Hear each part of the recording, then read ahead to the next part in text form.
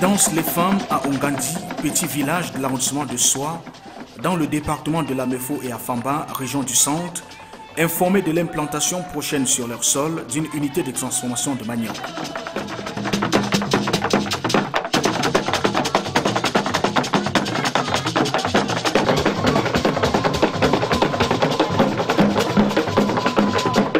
Enchantées par la visite des hôtes de marque sur leurs terres perdues dans les arbres, elles ont su répondre avec tact et exécuter avec rythme la cadence dictée par des joueurs de tam-tam du groupe Eras, plutôt bien inspirés pour le temps d'une journée destinée à fêter le manioc, ce tubercule dont Maman Bida en a fait une chanson glorieuse.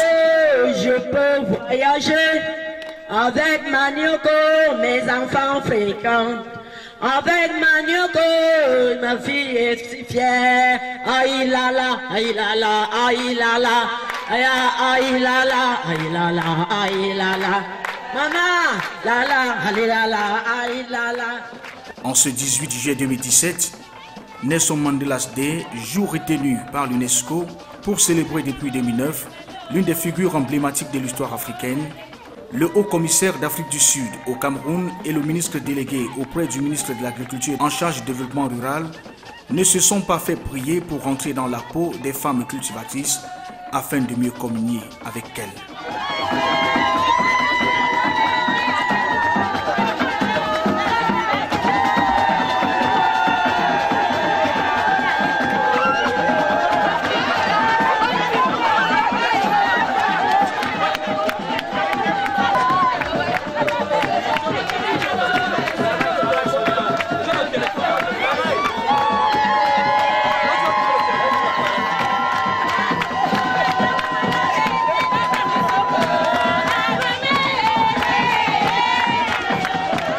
Cette joie festive marquait la suite d'une journée dédiée à l'enfant des champs qui était l'ancien président sud-africain, combattant de la liberté, toujours à l'écoute des populations défavorisées.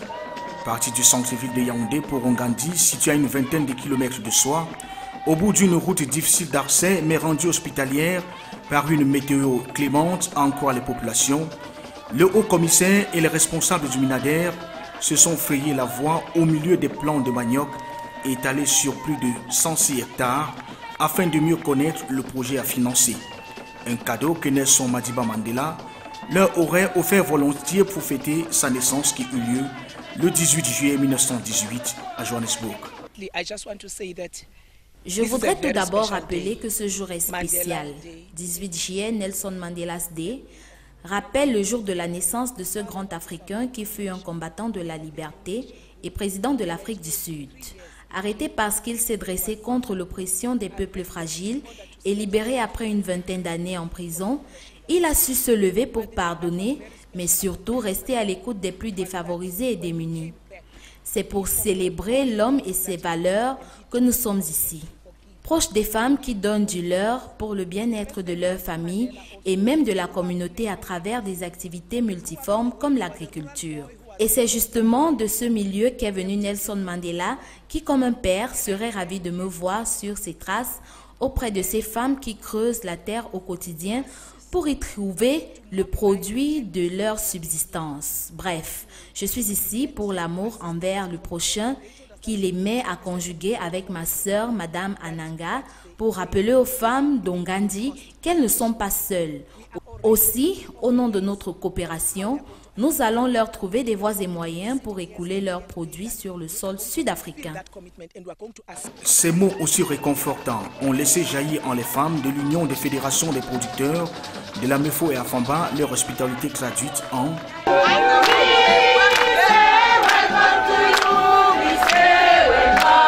C'était sans compter avec les autorités administratives amenées par le préfet de Lamefo et Afamba, les autorités traditionnelles, l'élite locale et surtout le maire de la commune de Soie. Dans son propos, l'élu local, en remontant le temps pour dire le souvenir qu'il garde de l'illustre figure de la lutte anti-apartheid, est revenu très vite sur ce qui contribuera très certainement au développement de sa cité. L'agriculture à travers le manioc et ses produits dérivés bien exposés à cette esplanade pour mieux illustrer le savoir-faire à encourager. L'un des piliers du développement économique dans le monde rural reste l'agriculture. L'agriculture présente en effet un avantage comparatif, manifeste au regard des autres secteurs d'activité et permet par ailleurs aux populations de disposer d'une certaine autonomie, notamment en termes de subsistance. De relever l'ingéniosité et le sens de la solidarité des femmes rurales qui, dans la recherche des solutions à leurs conditions, ont su mettre en œuvre des structures de solidarité et d'entraide. C'est aussi et surtout le lieu de saluer l'initiative des vaillantes femmes de soir qui, dans le cadre du réseau local de l'économie sociale et solidaire, créé en 2016 par leur dynamique présidente, Madame Dimvoro Gisèle, ont déjà enregistré 13 associations par filière de production, dont la filière manioc. Je saisis donc cette occasion pour solliciter l'appui de l'État et des partenaires de développement dans la mobilisation